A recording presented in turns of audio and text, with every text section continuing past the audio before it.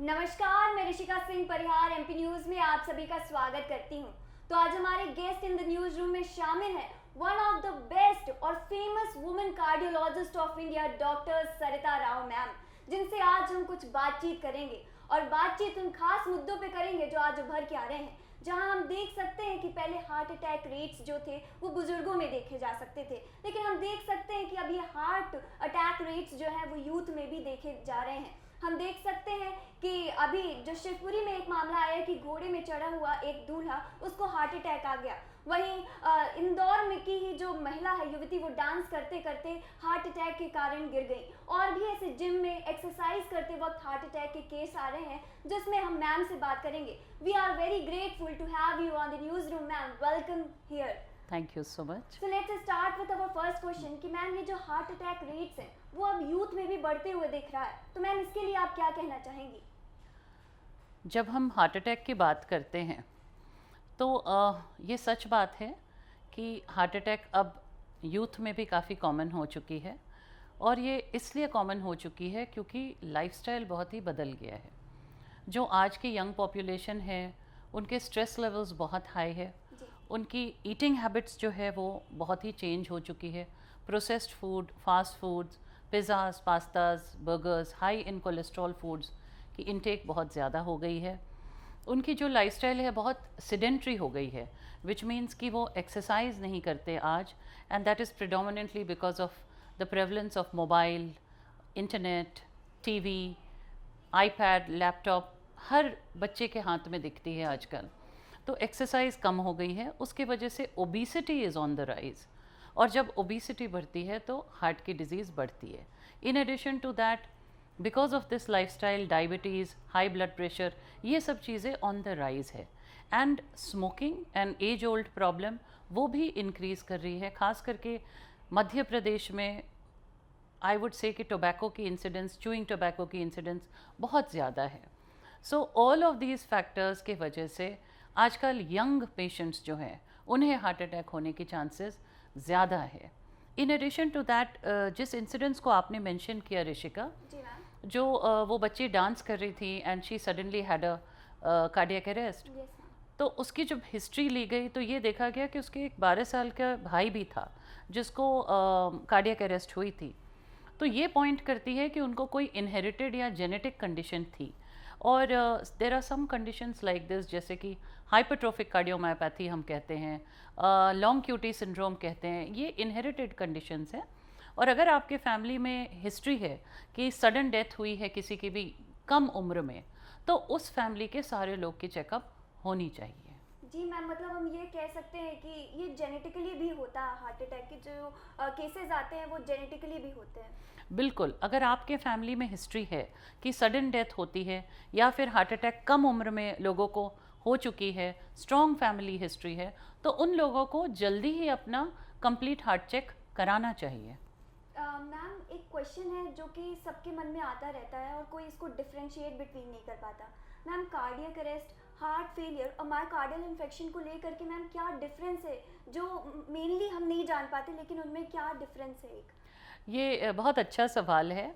और जब हम कहते हैं कि cardiac arrest, now cardiac arrest क्या होता है? कार्डियक अरेस्ट का मतलब होता है sudden cessation of entire cardiac activity, यानी कि जो आपकी हार्ट है जो इस तरीके से कंट्रैक्ट कर रही होती है, अगर वो अचानक से कंट्रैक्शन बंद कर गई, एकदम स्टैंड स्टिल हो गई, तो उसको हम कहते हैं कार्डियक अरेस्ट। उस पेशेंट को सडन कोलैप्स होगा। Now myocardial infarction, myocardial infarction का मतलब होता है heart attack. Now most of the heart attacks में कार्डियक अरेस्ट नहीं होती है।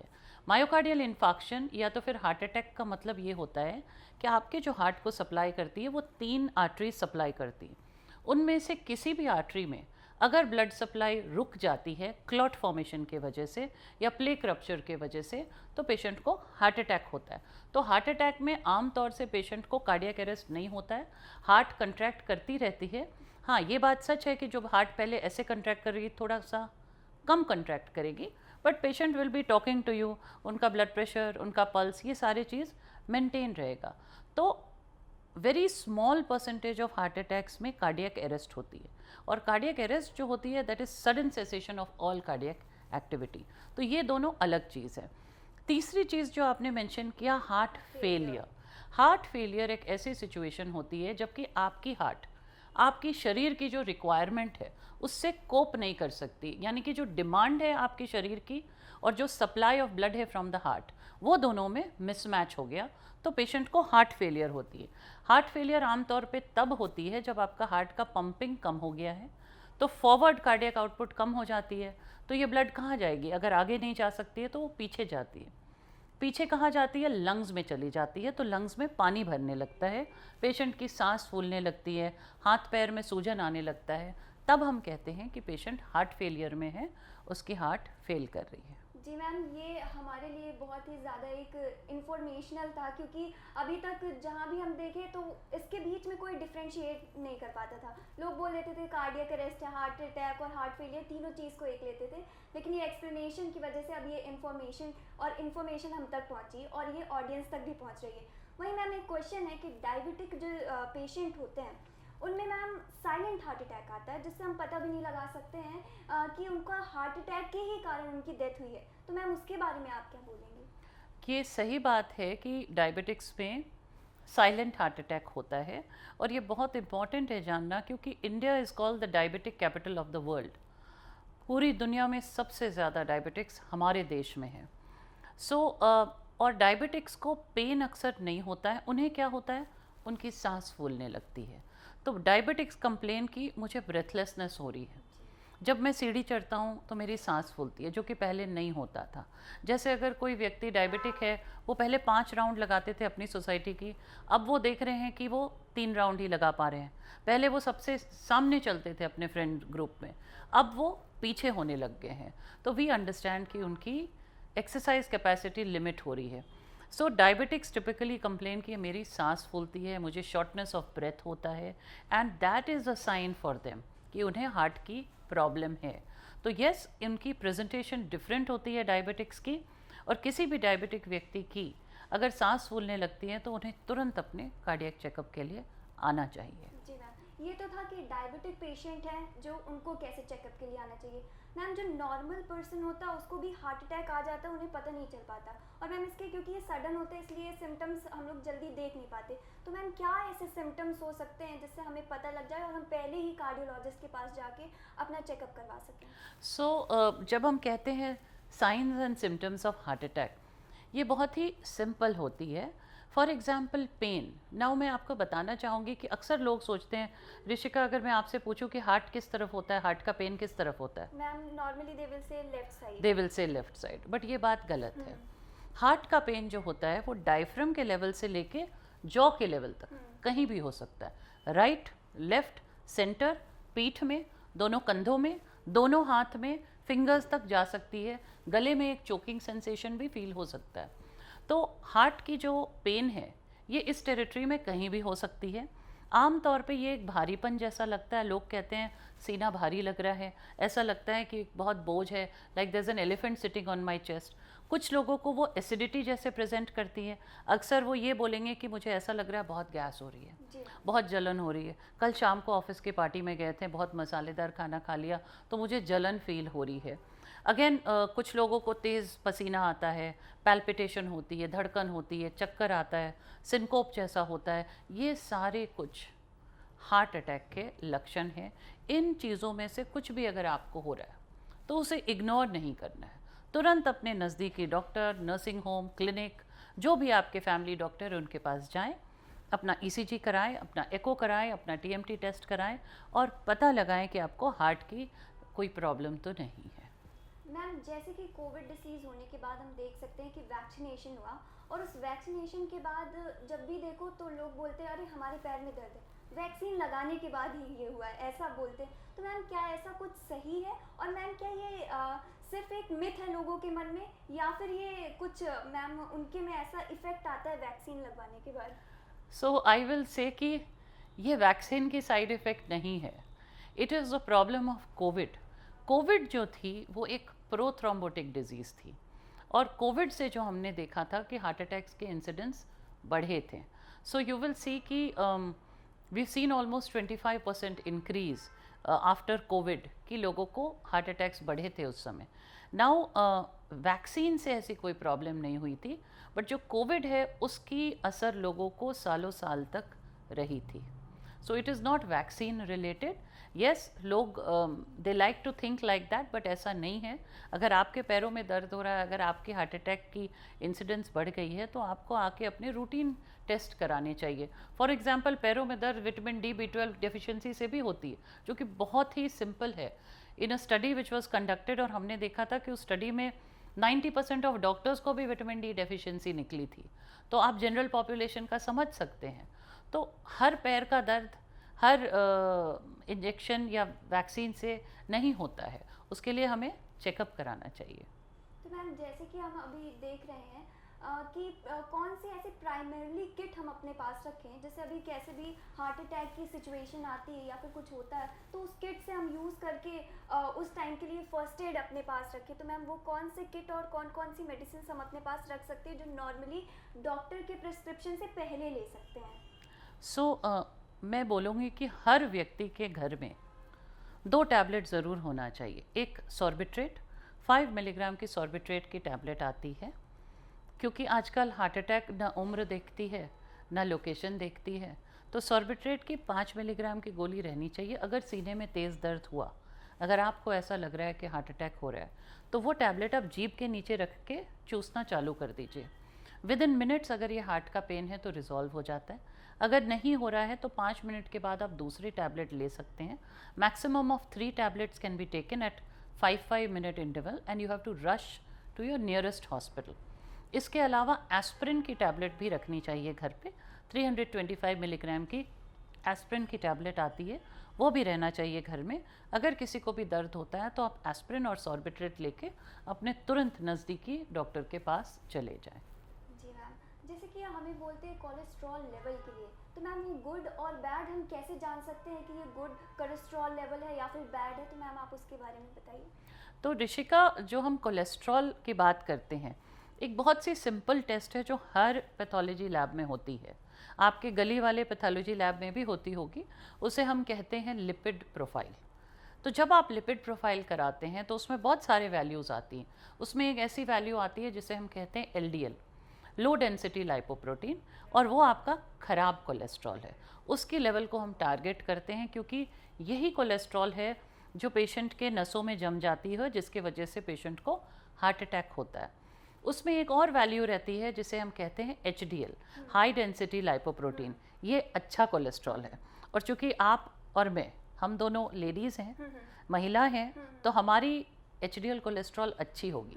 ये हमें गॉड गिफ्ट है कि ज़्यादातर लेडीज़ की HDL कोलेस्ट्रॉल मीनोपॉज के पहले, और ये इसलिए क्योंकि उनको बच्चे पैदा करने हैं, बच्चे बड़े करने हैं, उनकी आम तौर पे गॉड गिफ्ट है कि उनकी HDL कोलेस्ट्रॉल मीनोपॉज के पहले अच्छी रहती है. सो HDL cholesterol is the good cholesterol और LDL कोलेस्ट्रॉल ख़राब कोलेस्ट्रॉल है. और ये सिंपल लिपिड प्रोफाइल टेस्ट करने से आपको पता चल जाता है. मैम जैसे कि आपने बोला कि वुमेन को लेकर के, तो मैम आप केसेस के भी जैसे आते होंगे, तो मैम आप उसमें क्या एक्सपीरियंस किए अभी तक वुमेन और मेंस के केस को लेकर के? कुछ कंपैरिजन या फिर कुछ ऐसा कि हाँ इस वजह से होता है, या फिर मेन के ज़्यादा होता है और वुमेन का कम, ऐसा? तो मेन एंड वीमेन फिजियोलॉजिकली थोड़े डिफरेंट है. फिजियोलॉजिकली इसलिए विमेन डिफरेंट है क्योंकि women have been made for child birth, so they can have children, और उनका थोड़ा डिफरेंट होता है. नाउ प्रेजेंटेशन भी विमेन में थोड़ी डिफरेंट होती है. तो टिपिकली जब एक मेल पेशेंट होता है वो चेस्ट पेन के कंप्लेन करता है.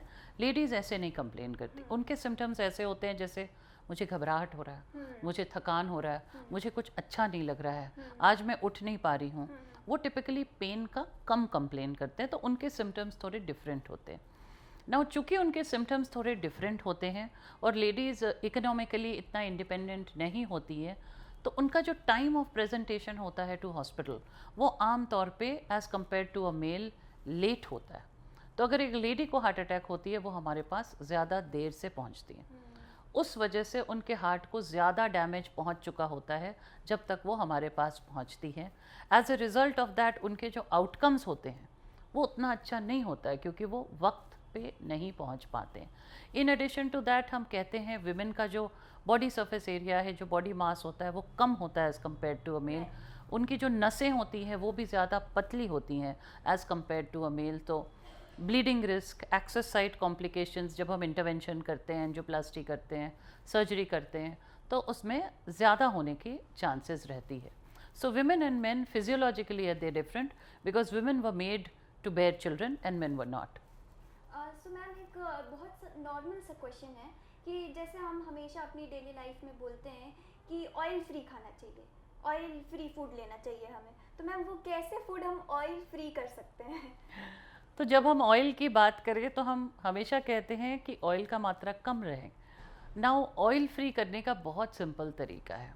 जो आपके खान पान है, हमें खाना क्या है, तो हम ये कहते हैं कि ब्रेकफास्ट में आप स्प्राउट्स खाइए, उसमें ऑयल की ज़रूरत ही नहीं है।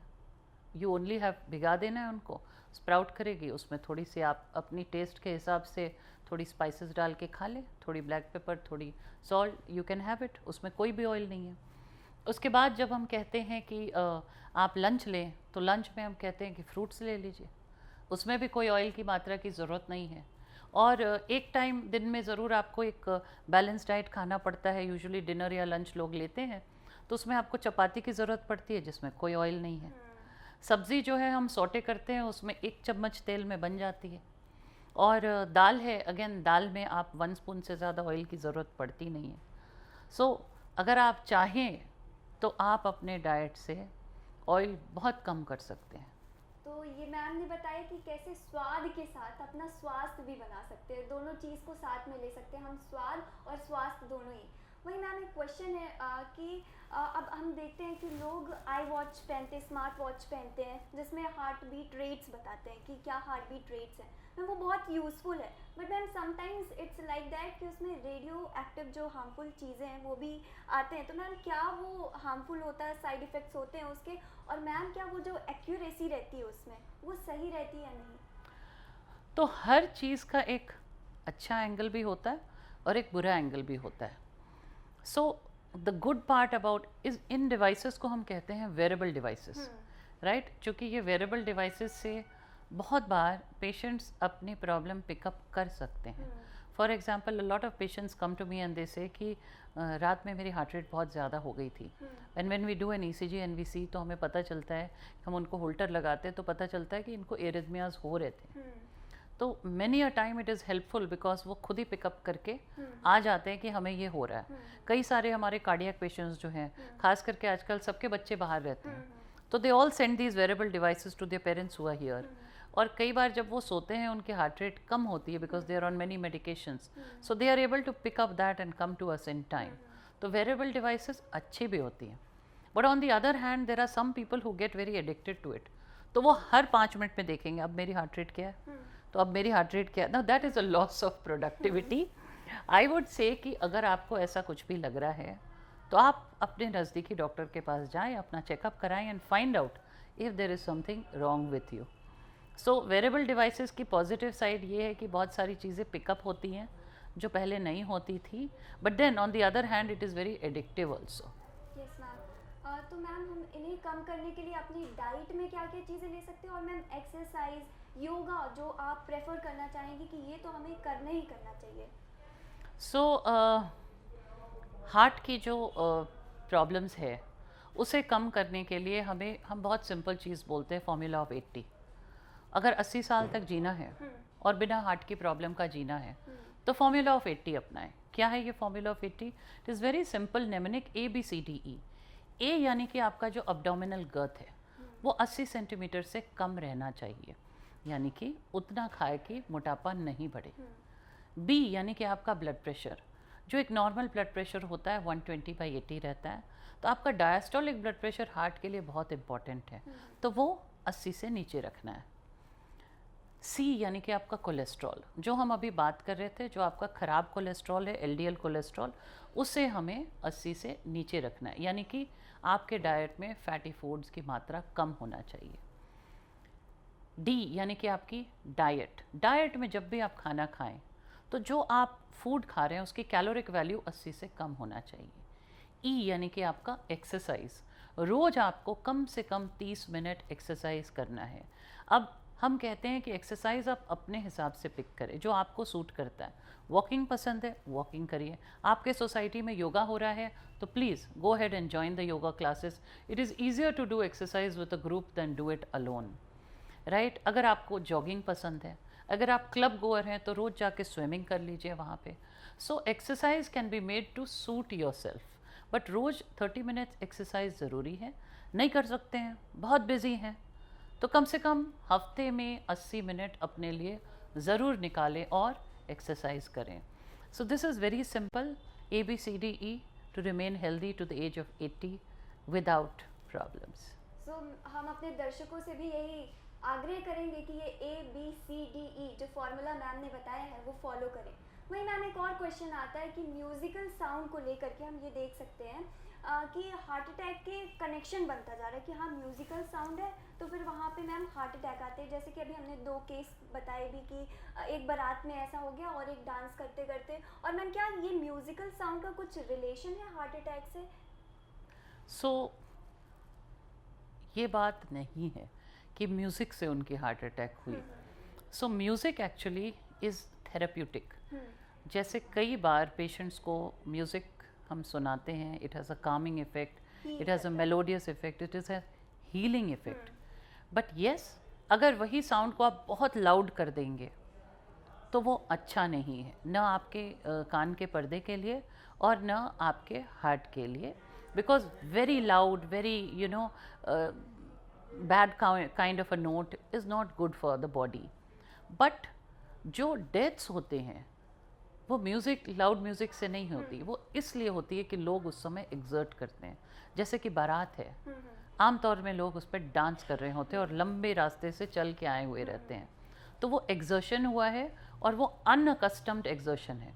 उनकी बॉडी उस एक्सरसाइज के लिए ट्यून्ड नहीं है, क्योंकि मोस्ट प्रॉबेबली उस व्यक्ति ने अपने लाइफ में कभी एक्सरसाइज किया ही नहीं था। तो सडन अनअकस्टम्ड एक्सर्शन से हार्ट में एक एरिथमिया होती है जिसे हम कहते हैं वेंट्रिकुलर टैकीकार्डिया या वेंट्रिकुलर फिब्रिलेशन, जिसमें कि पेशेंट का सडन कार्डियक अरेस्ट हो सकता है। So it is the exertion, it is the unaccustomed exertion जिससे हार्ट अटैक हो रही है, नॉट म्यूजिक। तो मैम ने बोला म्यूजिक नहीं, नॉइस हम बोल सकते हैं, म्यूजिक नहीं बोल सकते मैम। तो मैम क्योंकि मैं आपको देखती हूँ एज एन इंस्पिरेशन, इतना ज़्यादा मैम एजुकेशनल पहले, फिर उसके बाद इतना बड़ा एक्सपीरियंस अपने काम को लेकर के। मैम कोई एक इंस्पिरेशनल स्टोरी जो आप हमारे दर्शकों को बताना चाहेंगी?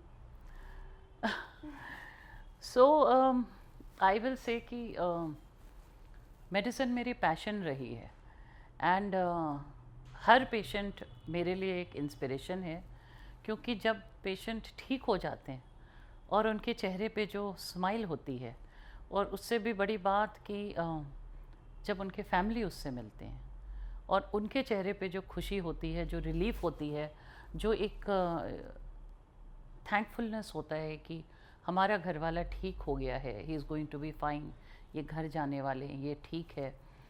तो जब मैं पेशेंट और उनके फैमिली के चेहरे देखती हूँ, जब मैं एंजियोप्लास्टी करके बाहर आती हूँ या कोई जटिल ऑपरेशन जैसे कि तावी करके या कोई ऐसे ऑपरेशन करके बाहर आती हूँ और फैमिली के चेहरे देखती हूँ, पेशेंट की रिलीफ देखती हूँ, उनकी तकलीफ़ जो चली जाती है वो देखती हूँ, वही मेरी इंस्पिरेशन है। और ये रोज़ होता है and that compels you to go ahead and move forward. Yes ma'am, मतलब ये आपको और एनर्जी देता है कि हाँ ऐसे करना है। मैम इसी के साथ ये पूछना चाहूँगी कि जैसे कि डॉक्टर्स को एरिया मिलता है कि मतलब वो इस वाले फील्ड में जाएंगे और इसमें जाएंगे। So ma'am as seeing you and watching you, ma'am heart की तरफ ही क्यों, दिल की लगाव और दिल की तरफ ही क्यों? तो आई वुड से कि हम 4 बहनें हैं और चारों ही डॉक्टर हैं। चारों ही मैम डॉक्टर? यस, चारों ही डॉक्टर हैं। 2 अब US में रहती हैं, एक दिल्ली में है और मैं यहाँ पे हूँ। और मेरी मदर एक्चुअली बचपन में काफ़ी बीमार रहा करती थी and my father was an engineer, तो हर वक्त उनको लेके हॉस्पिटल भागना होता था। तो मेरे फादर की ये ड्रीम थी कि उनकी बेटियाँ डॉक्टर बने, तो उस ड्रीम को हम चारों ने फुलफ़िल किया। और मैं बचपन से ही, मुझे बहुत शौक़ था कि जो सबसे चैलेंजिंग चीज़ है वो मुझे करना है। तो कार्डियोलॉजी एज अ ब्रांच बहुत चैलेंजिंग है और बहुत रिवॉर्डिंग भी है, क्योंकि आपका पेशेंट जो बहुत सिक आता है वो तुरंत ही ठीक हो सकता है अगर उसकी सर्जरी ठीक से हो जाती है तो। सो मुझे कार्डियोलॉजी हमेशा ही बहुत चैलेंजिंग ब्रांच और बहुत अच्छी ब्रांच लगती थी, इसलिए मैंने चूज़ किया कि मैं कार्डियोलॉजी करूँगी। So I want to tell all the audience that if you go in the Google and search only the name Dr. Sarita Rao ma'am, you will see how I am grateful to have the interview of her. So for that I am really thankful, and it's a big thing for me and a big opportunity for us to have you here in the show. तो आपसे खास बातचीत करके बहुत अच्छा लगा ma'am. तो ये थी आज की स्पेशल सेगमेंट। और भी ऐसी अपडेट्स और न्यूज़ के लिए जुड़े रहिए एमपी न्यूज़ के साथ। नमस्कार।